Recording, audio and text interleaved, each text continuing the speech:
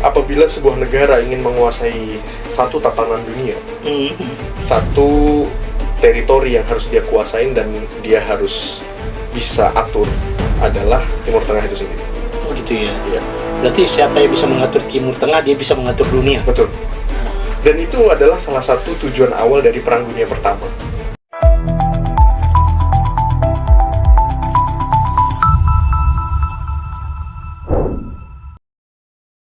Bismillahirrahmanirrahim. Assalamualaikum warahmatullahi wabarakatuh. Merhaba Arkadaslar. Jumpa kembali bersama dengan Persahabatan Islam Usmani YPU Edukasi di podcast yang insya Allah pada kali ini mendapatkan satu tema dan juga pembicara yang sangat spesial. Siapa beliau? Ya, ini orangnya ada di sebelah saya nih.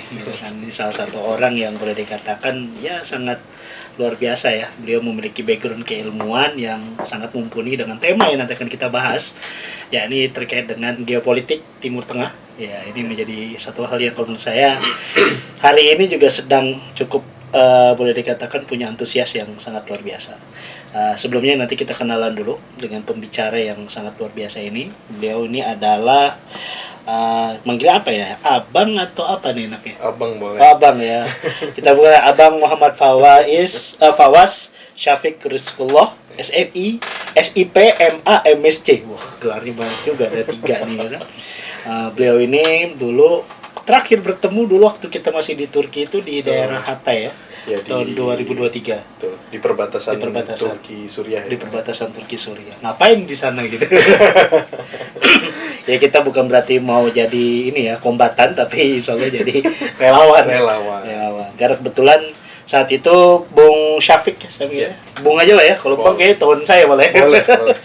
Bung Syafiq ini dulu pernah menjadi ketua PPI. Ya. Persatuan Pelajar Indonesia Turki tahun 2023-2024. Ya, artinya baru sekitar ya 2 atau 3 tahun yang lalu ya. Ya, begitu sangat fresh dan alhamdulillah sudah menyelesaikan studi. Alhamdulillah. Di 2 tempat yang berbeda. Wah, ngeri banget nih. Dengan jurusan yang sama. Dengan jurusan yang berbeda. Ya. Di mana aja gitu, Bung? Di Universitas Gajah Mada, kami ngambil perdamaian dan resolusi konflik. Dan yang di Turki, Ankara, kita ngambil hubungan internasional. Universitas Ankara. Wow. Di kampus-kampus yang ngeri ya. Saya bilang satunya. Dan sama-sama S2 ya, master ya. S2-nya dibicara tentang resolusi konflik ya, dan perdamaian, dan yang di Ankara hubungan internasional. Dan Ankara University itu jadi salah satu kampus terbaik yang ada di Turki dan juga dunia juga ya. Kalau di fakultas saya khususnya itu memang fakultas yang didirikan oleh Usmani. Wah. Jadi namanya Mulkiye. Didirikan sekitar di tahun 1800-an. Wah, menarik. Itu didirikan ketika Usmani sudah mulai merasa butuh kaderisasi yang baik. Jadi untuk mempersiapkan politisi-politisi di kerajaan atau Kesultanan Utsmani, dia mendirikan satu fakultas, satu sekolah yang disebut sebagai Mulkiye untuk mempersiapkan politisi-politisi mereka atau ya pejabat-pejabat negaranya. Mulkiye itu artinya kan apa? Kerajaan. Atau kemudian pemerintahan. Ya. Kalau diterjemahkan seperti ini. Oh, berarti memang lulusan kampus warisan Utsmani juga. Warisan Utsmani. Saya kirain warisan yang Kemal Atatürk. Itu satunya lagi ya, Gazi University. Baik, Bung Syafiq, ini tema yang boleh dikatakan hari ini kita akan bicara tentang dengan geopolitik nih ya, yang terutama Timur Tengah, Middle East. Dan di mana juga kita juga melihat hari ini sangat lagi booming terkait dengan perang Iran melawan Amerika dan Israel gitu ya. Mungkin boleh sebelum akhirnya kita coba ngebahas dari perspektif yang lebih spesifik dari Turki misalnya, karena Bung Syafiq ini ada lulusan di sana. Menurut Abang ini apa sih menjadi latar belakang konflik yang ada di geopolitik kayaknya nggak pernah selesai? Oke, menarik. Jadi kebetulan kami ketika kuliah di Turki ataupun di UGM banyak berbicara tentang dunia-dunia Islam, Global South, dan salah satunya ya Middle East, Timur Tengah. Di UGM kami mengangkat isu tentang Afghanistan dan invasi Amerika Serikat di Afghanistan, yang notabene itu adalah negara mayoritas Islam yang akhirnya Taliban bisa menguasai kembali ya, menguasai kembali setelah belasan tahun dibangun dan dibentuk oleh Amerika Serikat yang akhirnya gagal. Di Universitas Ankara saya banyak berdiskusi, banyak berbincang dengan dosen-dosen, dengan akademisi yang mereka juga latar belakangnya adalah expert di Middle East, baik itu Mesir, Iran, dan lain sebagainya. Dan ada satu fakta unik tentang Timur Tengah. Apabila sebuah negara ingin menguasai satu tatanan dunia, satu teritori yang harus dia kuasain dan dia harus bisa atur adalah Timur Tengah itu sendiri. Oh gitu ya. Iya. Berarti siapa yang bisa mengatur Timur Tengah, dia bisa mengatur dunia. Betul. Dan itu adalah salah satu tujuan awal dari Perang Dunia Pertama. Oh gitu. Iya. Jadi sampai ke Perang Dunia Pertama, Facebooknya jauh juga ya. Kenapa kok saya bisa bilang dari Perang Dunia Pertama tujuan utamanya adalah Timur Tengah? Karena memang awal mula konfliknya itu ada di Barat ya, di Eropa. Di Eropa. Tapi kita bisa melihat siapa kawan dari salah satu aliansi di Perang Dunia Pertama yang akhirnya menyeret Turki Utsmani ya. Turki Utsmani. Dan ketika saya sampai di Ankara, di Universitas Ankara, ya term Middle East atau Timur Tengah itu memang lahir dari kawasan yang dikuasai oleh Utsmani itu sendiri. Iya, Turki Utsmani. Tuh, jadi bisa kita lihat, satu, kita tarik secara sejarah peradaban yang terus hidup dari awal adanya dunia ini bahkan ya, itu Timur Tengah gitu.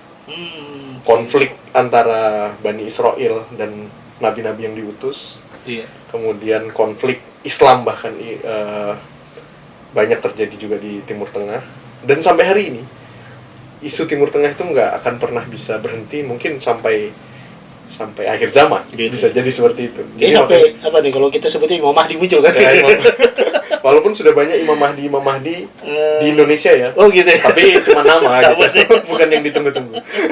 Iya. Ya, berarti jadi satu rentetan yang kalau menurut saya ini gejolaknya itu memang sudah dari zaman Nabi bahkan ya, bukan lagi perang dunia ya. Jadi ketika kita bicara tentang Timur Tengah, ya kita berbicara tentang satu, peradaban, dua, sumber daya alam, tiga, kecanggihan teknologi. Kenapa saya bisa bilang kecanggihan teknologi? Kenapa? Karena dalam sebuah teori ya, saya lupa nama bukunya, kalau nggak salah itu ada di buku Ilan Pape ya, salah satu akademisi yang memang concern di isu Timur Tengah. Dia mengatakan bahwa kecanggihan teknologi itu selalu diiringi dengan peperangan. Gitu ya. Karena banyak misalnya pesawat terbang dan lain sebagainya, itu adalah hasil dari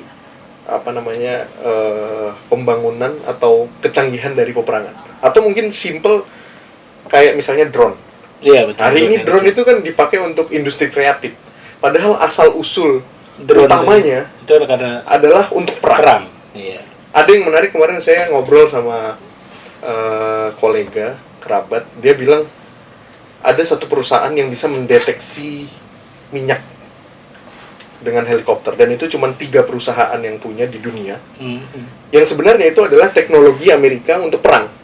Awalnya dari Awal perang, itu untuk terus perang. bisa mendeteksi Baru untuk sekarang dipakai untuk melihat potensi batu bara, minyak, dan lain sebagainya. Jadi memang perang itu selalu memberikan, terlepas dari banyak efek negatif, tapi efek positifnya adalah proses modernisasi teknologi yang mungkin kita rasakan sampai hari ini ya. Ya. Termasuk mungkin drone, mungkin kalau Turki ada Bayraktar, Iran dengan drone Shahid, gitu kan. Betul. Wah, coba nanti pasca perang tuh drone mau dijadiin apa? Sekarang kan kita juga bisa lihat drone-drone yang digunakan untuk nyiram tanaman buat petani dan betul. Jadi memang ya drone agriculture gitu ya. Jadi bedanya dia nyiramnya nggak lagi nyiram pakai rudal gitu ya. Tapi dia pakai pupuk gitu kan dan sebagainya. Ya sebenarnya memang teknologi itu akan terus berjalan seiring dengan bagaimananya terjadinya semacam kompetisi sih sebenarnya ya. Dan kompetisi itu memang diwujudkan dalam bentuk war, perang seperti itu. Baik, berarti memang itu jadi latar belakang ya teman-teman. Kenapa akhirnya kok dari zaman dulu bahkan ya, bukan cuma dalam perang dunia atau yang sekarang terjadi gitu. Bahkan dari sejak zamannya para nabi, Bani Israel dan sebagainya itu juga sudah terjadi. Baik. Ya. Menarik. Terus bagaimana Bung sekarang melihat konflik Iran, Israel, dan Amerika ini? Ya. Jadi kalau misalnya kita melihat eskalasi peperangan antara Iran, Israel, dan Amerika Serikat hari ini, mungkin sebenarnya ada banyak versi. Bisa kita lihat dari sudut pandang yang pertama, bisnis gitu. Kenapa saya bisa bilang dari sudut pandang bisnis? Ya tentu saja Trump mau mengurangi rival-rivalnya yang bisa membuat ekonomi Amerika seharusnya bisa naik, tapi turun gitu. Jadi itu yang pertama. Rentetannya yang pertama ada di Venezuela ya, yang akhirnya ternyata berhasil di sana, dan itu mau dilakukan juga di Iran.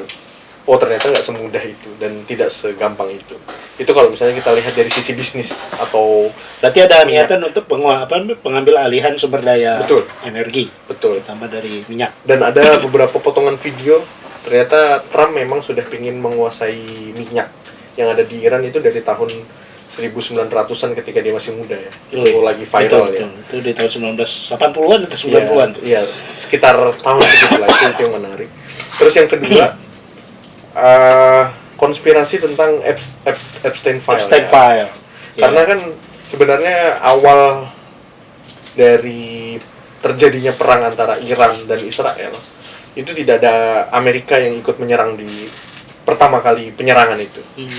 Tapi ketika negosiasi di waktu itu di Swiss ya, dan semua berjalan lancar, tapi ternyata Israel nggak berkeinginan lah, tidak mau itu terjadi, dan akhirnya ya serang duluan Israel. Dan di Turki sendiri yang menarik, di sosial media Turki itu banyak yang membahas ada banyak ribuan file Epstein yang terhapus dalam waktu ketika penyerangan Iran dan Israel dan dibantu oleh Amerika Serikat. Nah itu kan kita bisa mengindikasikan berarti ada deal-dealan antara orang-orang Yahudi atau Zionis ya dengan pemerintahan Trump gitu. Dan yang selanjutnya yang bisa kita lihat adalah analisis dari Syekh Ahmad Yasin. Iya, Syekh Ahmad Yasin Tentang 40 tahun Zionis. 40 tahun kedua ya. 40 tahun kedua. Yang pertama ditandai dengan intifada, dan yang kedua adalah ya di 2027. Kalau misalnya teman-teman banyak ngobrol gitu dengan orang-orang yang mengamati situasi global, sebenarnya 2026 ini baru pemanasan. Ini baru warming Ini up baru ya. Waduh, ngeri juga nih buat Ini barusan pemanasan, ngeri juga sekarang. dan bisa jadi puncaknya adalah di 2027. Kenapa? Karena itu pas di 40 tahun, maka Israel pasti lah. Nah, kalau 2027 tahun depan dong udah. Tahun depan. Dan itu 2026 loh ya. Makanya ini podcast sebenarnya bisa jadi pengingat buat kita. Buat apa? Buat banyak mengatur strategi keuangan, mengatur strategi hidup, mengatur strategi dan lain sebagainya, karena sangat kemungkinan besar 2027 akan lebih chaos lagi daripada yang sekarang. Terus lanjutnya gimana itu? Nah, yang menarik adalah negara-negara yang paham tentang itu mereka sudah mempersiapkan sejak lama. Salah satunya adalah Turki. Turki sudah menyiapkan. Turki sudah menyiapkan. Dengan apa? Dengan pengembangan teknologi. Yang teknologinya seharusnya kan mungkin bisa aja jualan HP, harusnya jualan laptop, atau jualan hal-hal teknologi yang lain. Tapi kenapa Turki mempersiapkan teknologi perang? Nah itu kan menjadi super tanda tanya besar. Satu, Turki paham. Dia adalah posisi yang menggabungkan banyak negara dan berada di atasnya ada Rusia, di bawahnya ada Siprus, di samping kanannya Timur Tengah, di samping kirinya lagi ada Yunani. Jadi dia melihat, tentu saja melihatnya jauh lebih cepat daripada negara-negara yang tidak berada di lingkaran peperangan itu sendiri. Fire war. Kalau bahasa kita lingkaran api perang gitu. Di utara Rusia, Ukraina, di bawah ada Palestina, ada Israel, Lebanon, Suriah. Terus belum lagi di Siprus, Yunani ya kan, jadi threat ancaman gitu ya. Dan sebelah kanannya lagi ada Iran. Jadi Iran. Tuh. Jadi ini benar-benar ya salah satu kebijakan pemerintah kita ya. Banyak yang mungkin tidak aware tentang itu, ya mungkin karena masyarakat kita masih belum melihat perang di depan mata. Iya. Kebijakan apa nih? MPG kah? Harus jelas dong. Khawatir nanti menerka-nerka di kebijakan yang mana nih? Ya khususnya di kebijakan tentang penguatan alutsista. Oh, alutsista. Berarti pertahanan militer ya. Militer. Iya. Soalnya kan sempat rame itu ketika kemarin Iran mengeluarkan rudal-rudal balistik canggih, terus kemudian beberapa netizen bilang ada parade TNI hanya menggunakan rudal panggul gitu kan. Tapi dibilang iya rudal pipa Ruchika katanya. Tahun Uni Soviet masih dipakai. Tapi ternyata nggak lama kemudian muncul kan rudal dari Turki ya kan, yang namanya rudal Khan yang sudah ditaruh di Kalimantan Utara ya. Wah, kaget juga tuh kan, udah radiusnya juga lumayan tuh 300 km ya kan. Walaupun memang belum sebesar Iran yang sampai 2000 gitu kan. Ya masalahnya memang ini butuh waktu transformasi dan ada kerjasama. Ini juga saya harus juga memberitahu masyarakat kalau memang sebenarnya kerjasama kita dengan militer Turki juga udah sangat luar biasa ya hari ini ya. Baik, ini menarik ya. Kalau tadi kan saya bilang nanti kan coba kita singgung dari perspektif Turki ini ya kan. Apalagi ini alumninya ya kan. Alumni dari kampus Ankara pula ibu kota gitu kan, yang jelas adalah pengatur regulasi kebijakan negara. Nah, di sinilah kemudian kita pengen tahu bagaimana sih sebenarnya sikap Turki ini gitu ya. Sebenarnya antara konflik antara Iran Israel terutama gitu, dia sebagai penyeimbang, opportunities atau pemainnya yang diam-diam. Oke, menarik. Jadi gimana ini? Jadi sebenarnya gimana sih posisi Turki hari ini di konflik yang ada di Timur Tengah, terutama konflik antara Iran dan Israel dan Amerika Serikat. Bisa kita baca dan bisa kita lihat bahwa Turki sendiri itu punya kedekatan yang cukup baik dengan Donald Trump atau Erdogan ya. Iya, Erdogan nih. Kalau teman-teman yang sudah lama di Turki pasti tahulah ada namanya Trump Tower. Oh iya. Di Istanbul juga ada. Di Istanbul juga ada Trump Tower gitu. Nah, itu mengindikasikan bahwa ya Erdogan punya latar belakang ekonom dan Trump pembisnis. Iya. Titik temu lah. Titik temu.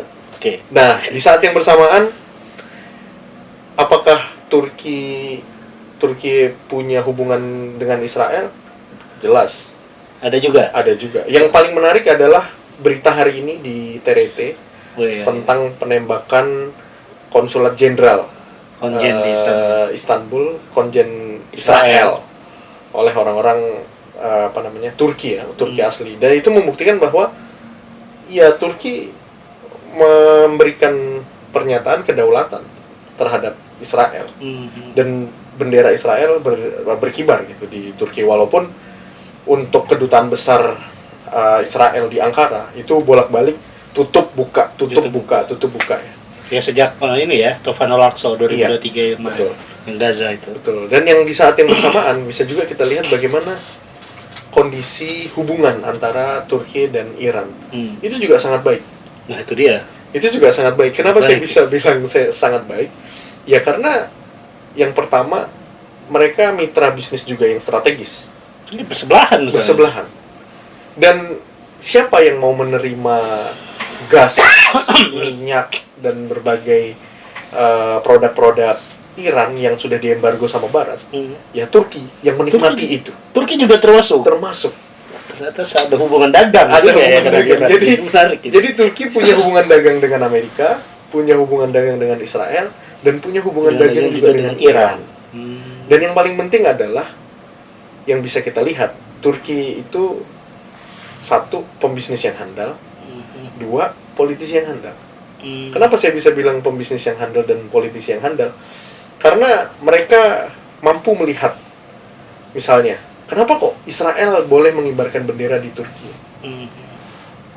Hasil diskusi dengan dosen saya, ya dia mengatakan, lebih baik mana bendera itu bisa berkibar di Turki atau kita tidak bisa memberikan bantuan apapun ke Gaza. Bendera berdiri oke. Itu cuman dalam tanda kutip ya. Itu bendera berdiri mungkin kalau di kita di Indonesia, wah itu udah mencoreng dan lain-lain sebagainya. Tapi jauh daripada itu, pemerintah Turki memikirkan kalau bendera ini nggak berkibar di sini, ada ratusan jiwa yang menunggu bahkan jutaan yang menunggu bantuan makanan, supply dari Turki untuk masyarakat Gaza. Makanya akhirnya bantuan-bantuan dari Turki itu jauh lebih cepat dan bisa diterima di Gaza, di tempat-tempat konflik. Nah itu kan bukti bahwa ini permainan politik yang bukan receh gitu, yang bukan hitam putih gitu, dan ini the real politisi gitu. Nah kita bisa lihat Turki hari ini adalah negara yang tidak punya sumber daya alam, tapi di panggung internasional dia bisa memberikan banyak gertakan, dan di banyak konflik dia juga bermain. Nah kalau pertanyaannya, Turki oportunis, apakah bermain diam-diam dan lain sebagainya, yang saya lihat Turki bermain dengan sangat sabar. Bermain dengan sabar. Kalau dalam beberapa teori politik, menang dalam pertarungan politik itu ada, atau ya perang ya, itu ada dua syarat. Yang pertama, kita punya logistik yang besar, atau punya keputusan yang wise. Hari ini saya melihat keputusan-keputusan politik di Turki masih sangat wise, tidak terburu-buru. Yang kedua, dia juga sedang mempersiapkan logistik itu. Dalam rangka sabar tadi berarti. Sabar tadi. Kenapa saya bisa bilang ini? Dan itu juga yang dilakukan oleh Iran kan? Iya. Sebenarnya Iran kalau misalnya mau menggempur Israel seperti sekarang, itu bisa dari tahun-tahun sebelumnya. Tapi keputusan dari Rahbar atau mungkin Ali Khamenei dan lain sebagainya, itu menunggu sampai akhirnya sekarang sudah bisa melihat dalam peperangan Israel, Iran dan Amerika ini hak veto sudah tidak berlaku. Iya, benar. Dan itu yang ditunggu, kecaman internasional untuk akhirnya memberi support ke Iran yang sebelumnya mereka diblokade dan lain sebagainya, itu akhirnya hilang. Jadi mereka sekarang Iran sudah punya banyak aliansi. Nah itulah, dan itu yang dilakukan Turki. Dan yang selanjutnya adalah tentu saja saat hari ini Turki sedang mengumpulkan banyak data dan intelijen tentunya, yang saya yakini sedang diproses gitu. Kenapa saya bisa bilang? Ya dalam perang, sebenarnya perang langsung atau menembakkan senjata itu adalah second step. Berarti langkah kedua ya, bukan langkah priority ya. Iya. The first step adalah intelligent war. Dan Turki sudah melakukan hal itu. Dan artinya banyak gen Mossad sudah ditangkepin. Makanya dalam perang antara tiga negara ini, yang masuk di tiga negara ini, di saat yang bersamaan Turki sedang nangkapin agen-agen Mossad yang ada di Ankara, yang ada di Istanbul. Nah itu bukti sebenarnya Turki dan Israel juga sedang berperang. Terlepas tadi kita di awal ngomongin bisnis, itu yang saya bisa kembalikan lagi, dan saya katakan lagi bahwa Turki pembisnis kelas atas, politisi kelas atas. Kenapa saya bisa bilang bisnis mereka itu tidak mengganggu kebijakan pemerintah Turki untuk tetap menangkap Mossad. Iya juga ya. Soalnya kalau bisnis tetap jalan, tapi agen-agen Mossad tetap ditangkepin. Itu menurut saya. Dan yang paling menarik adalah dari peperangan yang terjadi hari ini, gas yang sudah dilakukan perjanjian antara Turki dan Iran tetap lanjut. Oh gitu ya. Iya. Gas ya. Gak berpengaruh. Tapi jarang orang tahu ternyata hubungan Turki dengan Iran itu bisnis secara energi sangat luar biasa gitu. Dan salah satu kapal yang paling gampang lewat Selat Hormuz juga kemarin dari 5 kapal kan salah satunya Turki. Iya. Itu bukti adalah dia punya kedekatan sama Trump, dia punya kedekatan bisnis ya, secara bisnis ya, dengan Israel, sama Iran, dan semuanya tetap berjalan. Tapi apakah Turki tinggal diam? Tentu saja tidak. Tidak ya. Berarti ini boleh dikatakan bukan opportunities atau pemain diam-diam, tapi seperti penyeimbang. Dan dia menunggu waktu. Karena untuk menghajar Israel. Kalau saya melihat begitu ya. Emang betul ini. Ini saya pernah menulis, terutama kan orang juga rame ya. Bicara BOP lah ya kan. Erdogan ngapain gabung BOP gitu kan, dan sebagainya gitu. Dan gitu kan presiden kita juga ikut ya kan. Nah, itu kan caci makinya luar biasa memang. Tapi ternyata saya melihat kok gabung BOP tapi nangkepin intelijen Mossad gitu kan. Betul. Terus kemudian ya mohon maaf ya, kemarin juga sempat berkoalisi juga terkait dengan penggagalan operasi Mossad terhadap proksi-proksinya Iran yang ada di Libanon misalnya gitu kan. Terus kemudian segala macam. Bagi saya seperti dia gabung BOP tapi seperti menggunting dalam lipatan. Gitu ya. Masuk tapi untuk menghajar. Masih gitu begitu ya. Ini jarang ya. Emang dalam tataran dunia politik itu kita nggak bisa melihatnya secara hitam putih. Hitam putih nggak bisa. Nggak bisa ya. Jadi memang bisa harus kita di. Terus karena ya gimana? The enemy of your enemy is my friend. Ya. Jadi semua ini bisa menjadi teman dan bisa menjadi musuh. Gitu ya. Walaupun ya kita bisa lihat yang paling penting dalam membaca politik adalah menarik sejarah. Dari awal sejarah, ya. Kami sudah sampaikan tentang bagaimana pentingnya sejarah. Dan ya kita bisa lihat Erdogan ini adalah orang yang menarik sejarahnya, bukan menarik sejarah sekedar di Turki modern, yaitu Kemal Atatürk. Tapi sebelum zaman Utsmani. Betul. Jadi Sultan Abdul Hamid, dan kita sudah tahu bagaimana beliau kerasnya dengan Zionis dan itu ya bisa menjadikan indikator bagaimana pemerintah Turki sekarang memandang konflik yang ada di Timur Tengah. What is the biggest enemy itu udah jelas gitu. Karena ini bukan musuh yang baru 5 atau 20 tahun muncul. Kan? Mereka Zionis itu dari abad 19. Mereka sudah bergerilya gitu. Berarti kan sudah hampir 200 tahun. Dan yang paling menarik salah satu pendiri gerakan Zionis lulusan Istanbul University. David Ben Gurion, kita sebut aja namanya. Yitzhak Rabin. Ya karena saya kaget juga tuh waktu ya kan saya kuliah di Istanbul ya, walaupun memang bukan di Istanbul Univ. Ketika saya main ke kampus terus kemudian searching di googling gitu kan, The Nobel University alumni ya kan. Ternyata dicantumkan David bin Gurion dan Yitzhak Rabin, dan ternyata itu terjadi di zamannya era Sultan Abdul Hamid. Keren sekali. Artinya apa? Saking seriusnya Zionisme itu untuk kemudian berkembang nantinya. Mereka sampai kuliah di kampus yang dibentuk oleh Sultan Muhammad Al-Fatih. 1453 itu kan kampusnya didirikan. Ya artinya sudah sangat lama. Dan satu hal yang bisa kita pelajari dalam membangun kekuatan yang besar, kita juga butuh sabar yang besar. Gitu ya. Emang kesabaran itu memang gak main-main ya. Iya. Membangun sivilisasi.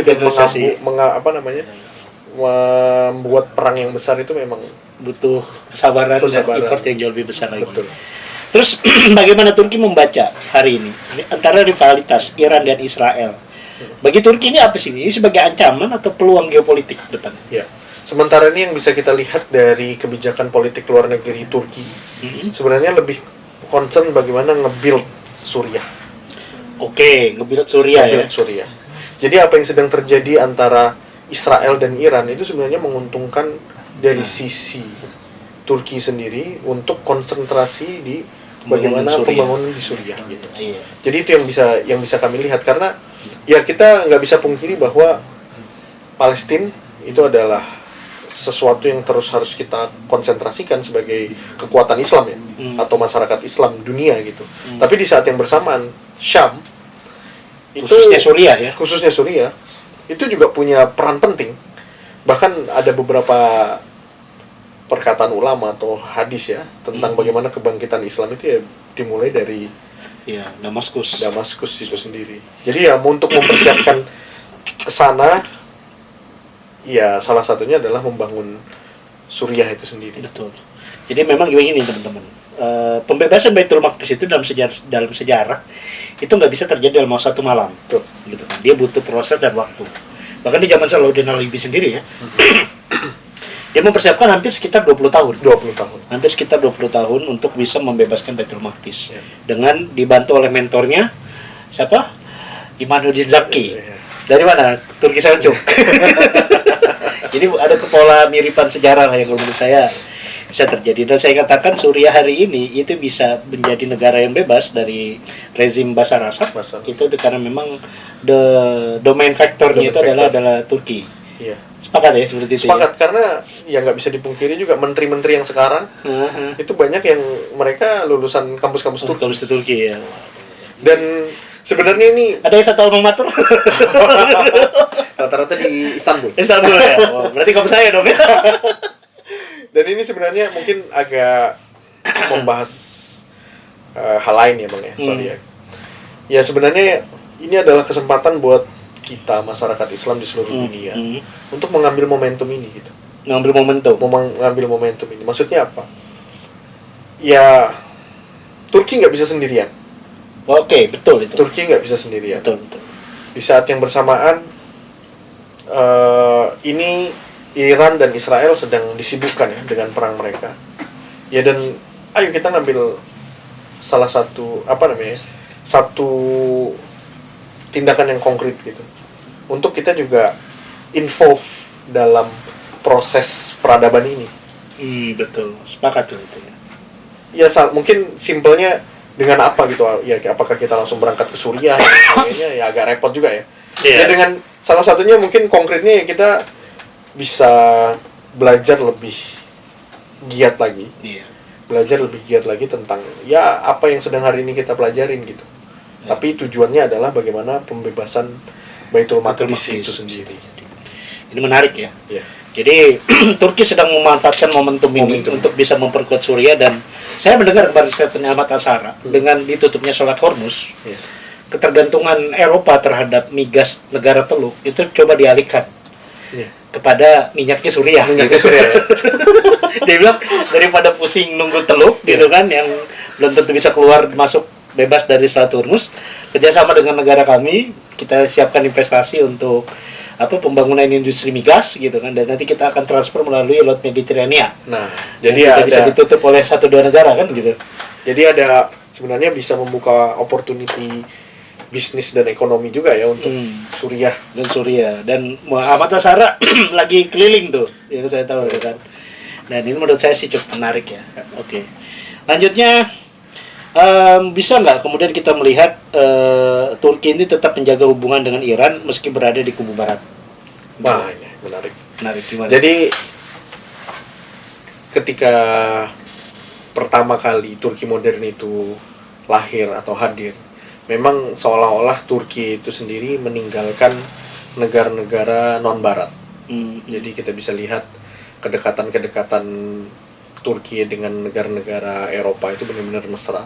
Bahkan sudah ingin menjadi anggota Uni Eropa itu bertahun-tahun walaupun statusnya masih cadangan atau masih dicalonkan sampai akhirnya Daud Olu ya. Ahmad Daud Olu salah satu menteri luar negeri andalan rezim Erdogan pada saat itu mencoba untuk mengganti kebijakan luar negerinya untuk tidak hanya berfokus ke barat tapi ke berbagai negara-negara lain termasuk Afrika dan salah satunya adalah Timur Tengah, tapi bukan hanya sebagai anggota biasa tapi pemain kunci. Dan itu yang sudah dilakukan sama Turki beberapa tahun ini. Salah satunya adalah menjadikan Iran sebagai mitra bisnis. Jadi dalam tanda kutip mitra bisnis ini bukan hanya Turki yang membutuhkan Iran, tapi Iran juga sangat membutuhkan Turki.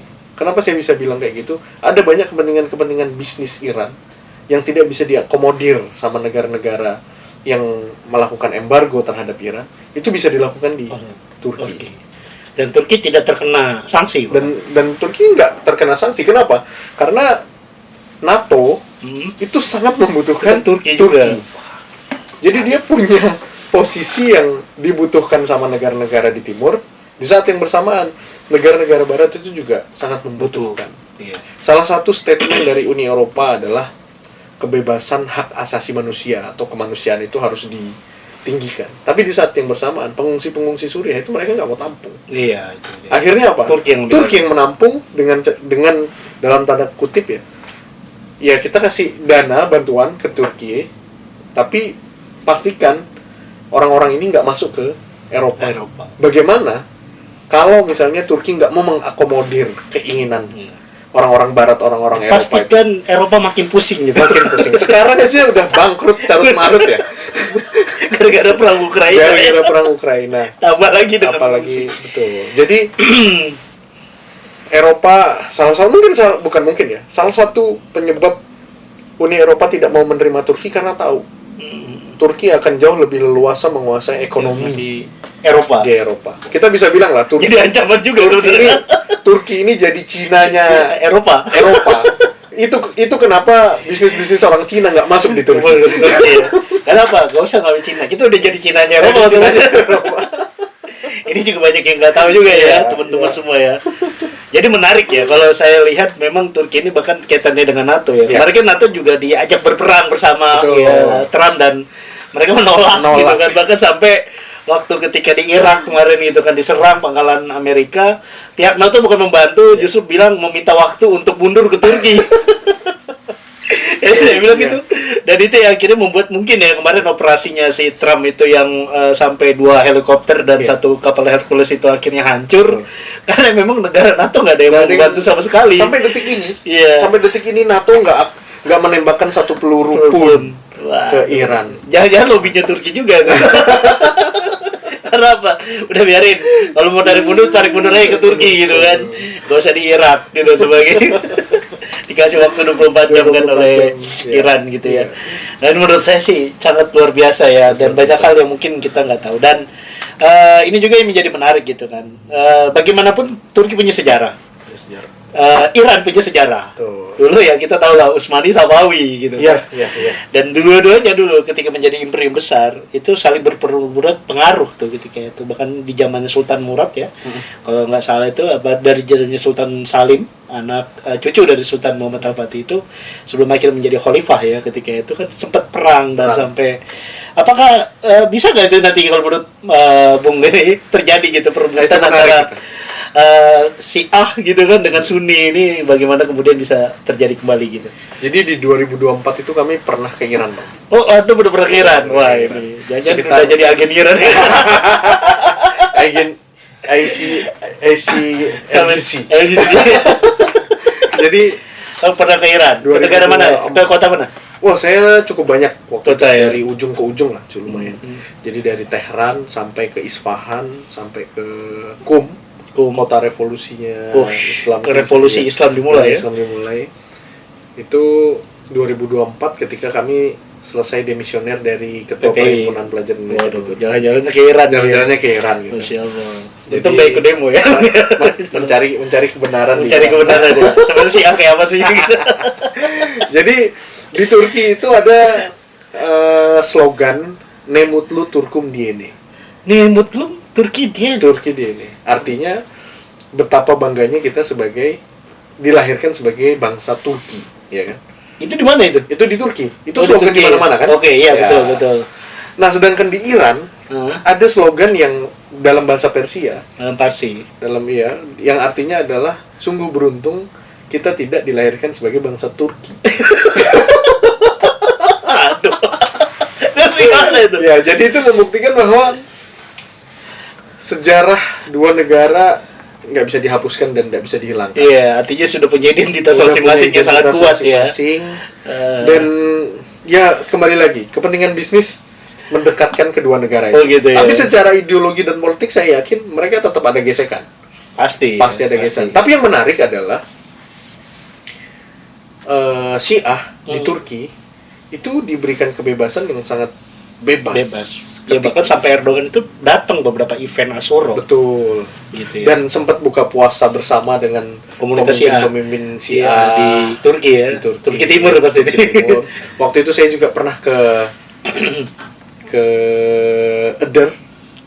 Ya, ke Eder yang paling ujung ya, Bang. Oh, oke. Itu samping-sampingan ya sama Iran. Itu azannya bergantian. Azan versi Sunni dan versi Syiah. Jadi azan Sunni dulu, sudah selesai azan Syiah, dan mereka hidup sangat rukun gitu. Nah, itu menarik. Itu apakah menjadi indikasi bahwa sebenarnya konflik masa lalu itu udah terselesaikan? Atau sebenarnya ya itu hanya ya sudah meredam aja. Nah, yang paling menarik adalah menurut saya pribadi, Turki dan Iran punya entitas masing-masing dan punya kepentingan masing-masing. Dan ketika kepentingan mereka dipertemukan, mereka akan sangat tidak apa-apa gitu. santai aja Santai gitu. aja. Karena Bisa kita udah berjalan. punya tetangga sudah bahkan ratusan ribuan tahun gitu. Betul. Mereka akan berjalan beriringan. Iya, Tapi iya. ketika kepentingannya tidak bertemu, terutama ketika mungkin Iya, iya. Israel sudah dibombardir dan Amerika Serikat mungkin sudah tidak sekuat itu, nah itu mungkin bisa menjadi Betul, percaturan betul. politik yang akan Akan muncul hegemoni baru Betul. kemungkinan kalau saya lihat. betul. Dan itu juga sudah terjadi di Suriah. Iya. Suriah dengan Arab, Turki dengan Utsmani, Betul. Iran dengan Safawi gitu kan. Nah. Aduh, kembali lagi di flashback Kembali gitu kan. tiga ini ya, Iya. tiga kubu. Nah berarti Iya. kan yang menjadi catatan adalah Iran sudah mempersiapkan kekuatan militernya jauh lama. Turki pun juga sama. Dan itu sudah terbukti Iya, memang iya, dia dengan punya. organ Di saat balistik. bersamaan, Turki juga mempersiapkan itu hari ini. Dan salah satu penyuplai, mohon maaf ya, penyuplai senjata-senjata perang Ukraina, Rusia dan sebagainya ya Turki. Turki Kan? juga, ya tahu kalau itu udah nggak usah ini ya udah jadi rahasia umum tuh. Dan berarti itu kan menjadi bukti bahwa keduanya punya kecanggihan yang di atas rata-rata dan mempersiapkan itu semua. Iya. Terakhir saya lihat begini ya, kalau oke lah memang secara rudal balistik Iran punya luar biasa gitu kekuatan, tapi secara superioritas dalam antisipasi perang udara, terutama dengan jet dan sebagainya kan masih bisa masuk dan sebagainya. Nah, Turki kemarin dengan Israel sudah mencoba gitu ya di Suriah gitu, sampai akhirnya ketika masuk kapal perang F-35-nya Israel itu masuk ke Suriah gitu ya, oleh Turki dihilangkan radarnya. Saya bilang ini bukan lagi dengan tembakan gitu ya. Radar hilang ibarat Anda naik ke pesawat tapi navigasi nggak ada. nggak bisa Bingung jalan. orang ya kan, mendingan pulang gitu kan daripada akhirnya nyasar nggak jelas gitu kan. Dan kabar buruknya adalah Gila juga. Iran dan Turki ini bukan seperti masyarakat Amerika. Kenapa saya bisa bilang gitu? Atau masyarakat Eropa mungkin ya.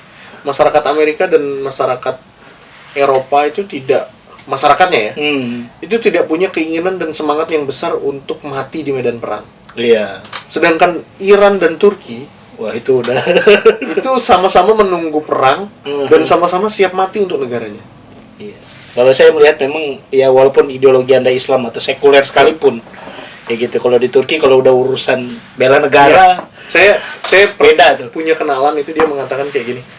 Dia istrinya orang Indonesia, dia orang Turki gitu. Terus dibilangin, udahlah ke Indonesia aja, ini negaramu udah mau perang, kata dia kayak gini. Padahal ya mungkin ini cuman konteksnya bercanda ya. Tapi dia bilang, selama ibu saya bilang saya harus berangkat perang, maka tidak ada alasan untuk saya meninggalkan negara saya. Iya. Ini karena mungkin udah sih ditahan aja sih Iya. sebenarnya. Kalau saya bilang di Suriah pun tentara Turki udah standby sebenarnya. Standby aja. Dan sudah membuka beberapa pangkalan militer yang kalau menurut saya kalau udah nggak ada Amerika ya ya bisa dikatakan bisa terjadi perang gitu ya dengan Israel sekarang. Dan itu menurut saya pribadi sih itu merupakan sebuah anugerah ya dari Tuhan. Karena nggak semua umat manusia itu siap mati untuk Oh itu dia. Kita sudah diwakili sebenarnya. Masyarakat Indonesia berperang cuma kejauhan medan perangnya gitu kan. Ya bisa diwakili lah oleh Turki sama Iran sama Suriah besok ya kan. Nah itu juga yang jadi perkataannya Naftali Bennett kemarin kan, mantan Perdana Menteri Israel. Dia mengatakan the next Iran atau Iran yang kedua itu adalah Turki. Iya. Setelah Turki baru Suriah. Is another Iran. Iya, Iran, Turki is another Iran gitu. Ya walaupun memang nggak langsung perang terbuka seperti Iran hari ini gitu. Dan hari ini kita sudah lihat sudah ada mulai gencatan senjata ya kan dalam waktu 2 minggu dengan 10 poin yang akan diterima, dan di situ poin yang kalau menurut saya sudah sangat boleh dikatakan merendahkan Amerika sekali itu. Betul. Karena Ya, buat kita. akhirnya Iran bisa menarik syarat negosiasi itu bukan dari 15 poin yang disampaikan oleh Si Trump, tapi 10 poin yang diberikan oleh Iran. Itu sudah bukti kemenangan besar sebenarnya. Iya. Walaupun diklaim menang dan masyarakat Amerika kayaknya udah nggak percaya juga. Iya. Bahkan beberapa indeks mengatakan ya 5 besar negara yang kemudian mendukung dari masyarakatnya terhadap Iran ini, itu justru Amerika. Ini kan mungkin nanti bisa ditampilin datanya ya. Knocking and Dan no knockingnya. dictator. Iya, artinya apa? Saya melihat perang Iran, Israel, Iran, Amerika ini itu sudah merubah dominasi geopolitik dunia, dan hegemoni itu sudah mulai akan terjadi perubahan shifting. Betul. Ya sejak tidak berlakunya Dewan Veto gitu kan, sampai kemudian ya bagaimana kemudian mengakhiri perang dengan cara Iran. Itu kan, dan sampai kemudian ya Turki menikmati bagaimana akhirnya menjadikan momentum ini sebagai penguatan geopolitik regionalnya gitu kan, bahkan sampai mencoba merangkul Arab Saudi dan Mesir, termasuk juga dengan Pakistan ya. Betul. Untuk kemudian udah nggak usah lagi percaya dengan kehebatan Amerika dalam mendukung keamanan di stabilitas regional gitu ya. Mereka mencoba untuk bagaimana kita membangun kapasitas regional keamanannya sendiri. Betul. Kayak gitu. Sepakat ya? Sepakat. Okay. Dan ya bisa kita lihat ya, dari sini sebenarnya kita bisa ngambil pelajaran, khususnya buat kita masyarakat Indonesia, bahwa sebenarnya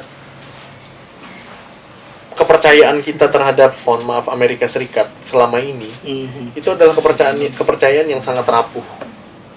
Kenapa saya bisa bilang kepercayaan yang sangat rapuh? Turki ekonominya sekarang hancur-hancuran. Itu kan salah satunya melawan keputusan dari bank sentral yang ada di US. Iya. Dan ternyata sudah berapa tahun ini? Jauh 8 tahun. Hampir 8 tahunan lah. Mereka masih hidup, survive. Itu yang pertama. Bukan hanya sekedar hidup, mereka buat mobil listrik terbaru dari dalam negerinya sendiri. Iya. Dan di saat bersamaan teknologi perang mereka terus berkembang dan dipakai di berbagai negara. Sedangkan di saat yang bersamaan Iran sudah puluhan tahun di embargo. Saya 40 tahun. 40 tahun bahkan. Saya datang ke Iran, harga minyak lebih murah daripada air mineral. Iya, Rp500. Kita kalau orang jadi sana bisa jualan minyak, jadi kayak jualan air. Jadi dari Turki dan Iran ini kita belajar bahwa kita nggak bisa menggantungkan nasib bangsa kita ini terhadap kebijakan luar negeri orang lain. Iya. Ya mungkin memang sakit lah. Hari ini ekonomi Turki lesu dan lain sebagainya, sakit nggak masyarakatnya? Sakit. 1 lira Rp400.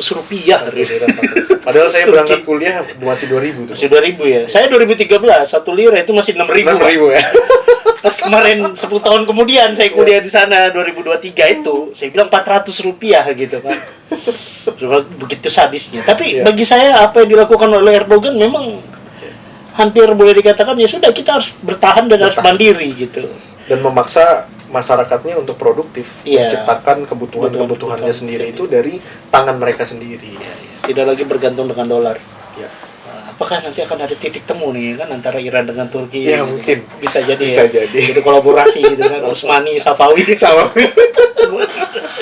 Baik, Bung Syafiq, ini menjadi pembicaraan yang sangat luar biasa. Cuman memang karena memang dibatasi waktu ya, biar nggak terlalu lama dan biar penasaran juga, nanti kita akan bikin podcast selanjutnya. Jadi gak usah khawatir teman-teman, nanti akan kita banyak pembahasan. Dan intinya kita memahami geopolitik itu nggak boleh hitam putih. Ya. Gitu, kita harus bisa melihat ini secara jernih, secara keilmuan. Gitu. Makanya kita undang pakar. Gitu. Dan yang paling penting jangan sumbu pendek. Nah, misalnya Indonesia gampang banget gitu. Dikit-dikit sumbu pendeknya cepet. Betul. Jadi itu yang paling penting, Bang. Yang saya lihat di luar negeri itu memahami politik itu panjang, sabar, tidak mencat cepat gitu. Ya itu pembelajaran ya. Itu kan di era sosmed sekarang kan hoax aja gampang dipercaya gitu ya. Baik, terima kasih Bung Syafiq. Nanti insya Allah ada podcast selanjutnya. Siap. Tapi bicaranya bukan lagi geopolitik, melainkan pendidikan. Oke. Cuman mungkin dengan host selanjutnya ya. Ya. Terima kasih. Saya tutup dulu. Assalamualaikum warahmatullahi wabarakatuh.